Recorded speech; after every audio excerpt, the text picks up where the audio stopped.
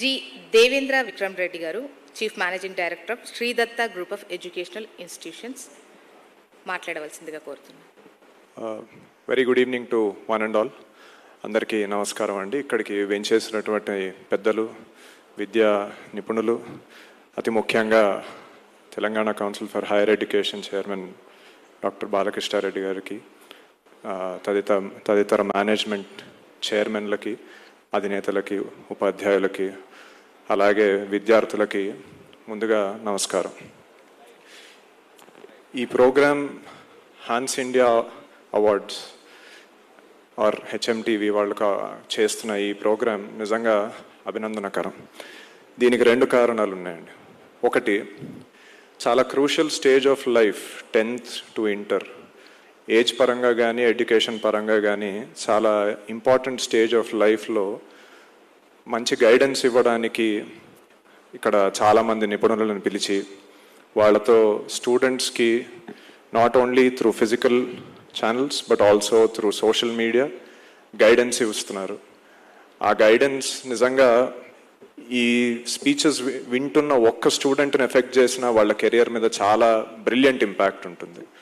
ఇందాక చాలామంది పెద్దలు మాట్లాడారు. అలాగే ఎపెక్స్ ఎడ్యుకేషనల్ సర్వీసెస్ నుంచి దినేష్ గారు కావచ్చు, రమేష్ గారు కావచ్చు, ఇలా చాలామంది మాట్లాడి స్టూడెంట్స్కి పొద్దున్న నుంచి మంచి గైడెన్స్ ఇస్తున్నారు. రెండోది, నిజంగా మంచి ఎడ్యుకేషన్ మీద సర్వీస్ చేస్తూ చాలామంది పిల్లల జీవితాల్లో మంచి ఇంపాక్ట్ క్రియేట్ చేస్తున్నటువంటి విద్యా అధినేతలకు కానీ టీచర్స్కి కానీ ఇంకొంత ప్రోత్సాహం ఉండేటట్టు ఈ అవార్డ్స్ ద్వారా వాళ్ళ భుజం తట్టినట్టు ఉంటుంది. కాబట్టి రెండు విధాలుగాను ఈ ప్రోగ్రామ్ని నిజంగా మనం అభినందించాల్సిన అవసరం ఉంది. Education as a field, right now I am serving as the Chief Managing Director for Sridatta Group of Institutions. Just to briefly introduce myself, I've done engineering in electronics and communication engineering, and I've done my master's in science and management from London School of Economics.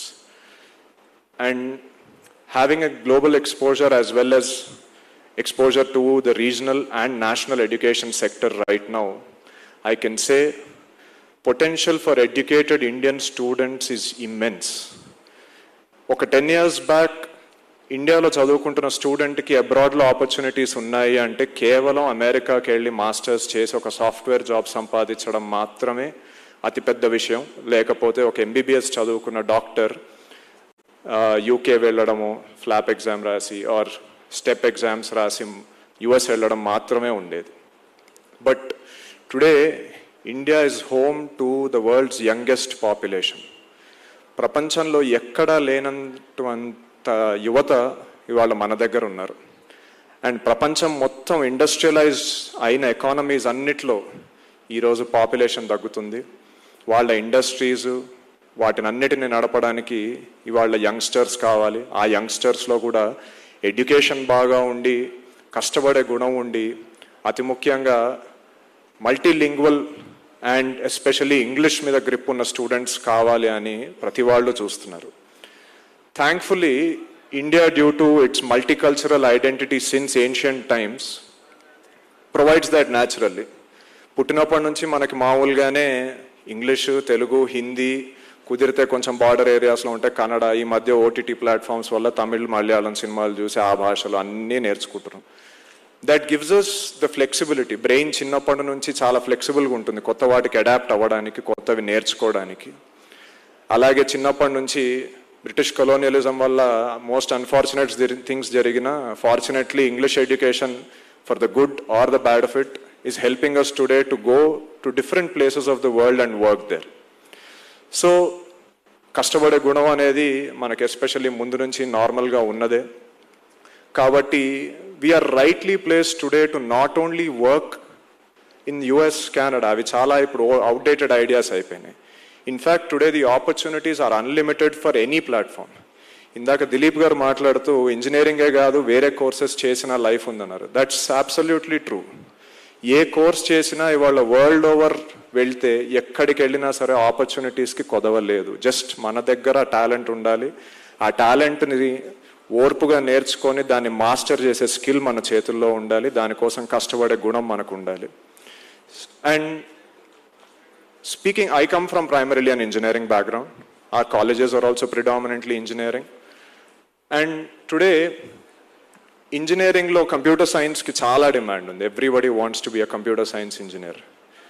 But you should also realize how many of you here have used AI bots, ChatGPT, Anthropic, Claude, Gemini, anything. కదా మీరు use చేశారు కదా. ఇప్పుడు మీరు కూర్చొని chat నేను speech చెప్తుండగా మీరు ఒక సాఫ్ట్వేర్ కోడ్ రాసేయచ్చు కదా. You don't even have to know software coding. You can just give a prompt and say build a software for me which will collate all the speeches given by HM2E today. అదంతా collate చేసిన ఒక 1-page summary ఇవ్వమంటే అది మీకు 5 minutesలో ఇస్తుంది. పొద్దున్న నుంచి జరిగిన మేము అంతా ఇంత కంఠశోషతో అందరూ మాట్లాడింది మీకు 5 నిమిషాల్లో మేము ముందు ఉంటుంది. So just learning coding skills will know longer fetch you jobs. That is the unfortunate truth that you have to learn from this age. Beyond that multi sectoral skills మీరు నేర్చుకున్న రోజే ఫ్యూచర్ ఉంటుంది. కోర్ ఇంజనీరింగ్ బ్రాంచెస్ గురించి యాజమాన్యాలు కానీ teachers కానీ ఎంత చెప్పినా ఒకలాంటి దాని మీద ఇంట్రెస్ట్ ఎందుకో స్టూడెంట్స్కి రావట్లేదు. But just look around yourself. Fourth industrial revolution is here. We have electric cars, we have 5G technology, we are all dependent upon microprocessors. We also want lightning speed hyperloop technology to travel from one place to another.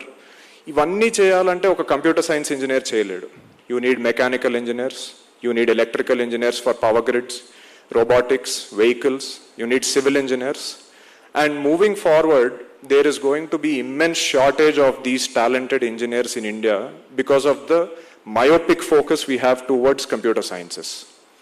So, మీరు computer science తీసుకున్నా, వేరే తదితర branches తీసుకున్నా, mechanical వాళ్ళు కూడా ఇవాళ ఖచ్చితంగా just CAD CAM softwares కాదు, బియాండ్ దాట్ ఏఐ యూజ్ చేయడం నేర్చుకోవాలి.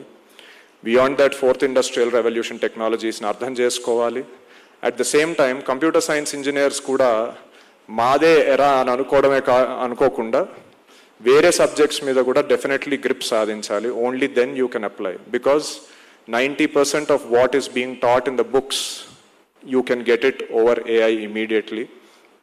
So, to be employable, to have a successful career, you need something beyond that. We sit in Hyderabad. Hyderabad is a global city, one of the most sought after cities to live in the world.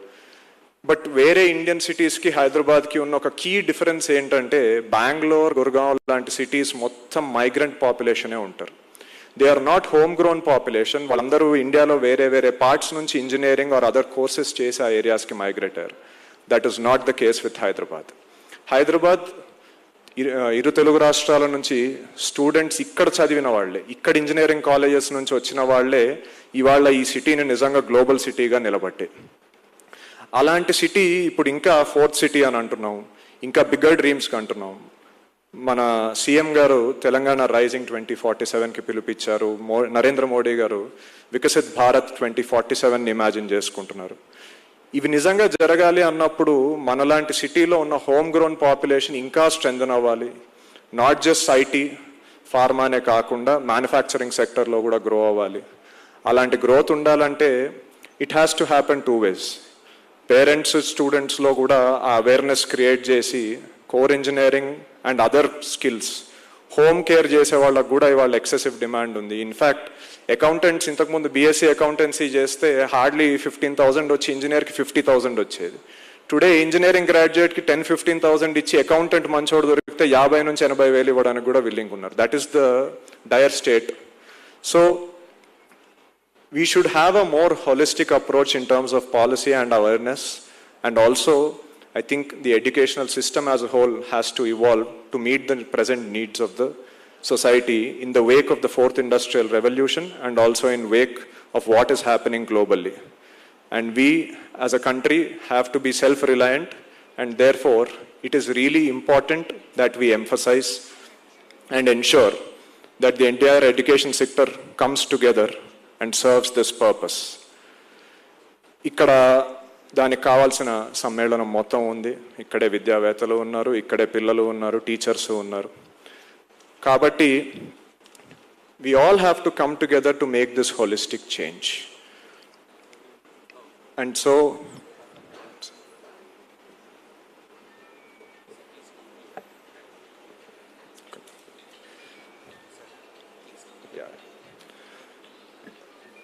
And so ఈ opportunity